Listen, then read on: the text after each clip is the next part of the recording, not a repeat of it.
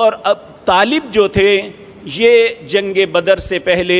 اسلام قبول کرنے سے پہلے ہی اس دنیا کو چھوڑ گئے۔ باقی تینوں بھائیوں نے اسلام قبول کیا۔ ابو طالب جو تھے یہ اتنے مالدار نہیں تھے۔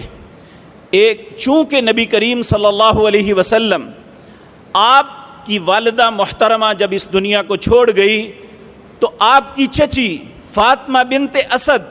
یہ حضرت علی کی والدہ تھی، اس خاتون نے نبی کریم صلی اللہ علیہ وسلم کو بچپن سے لے کر ہمیشہ سنبھالا۔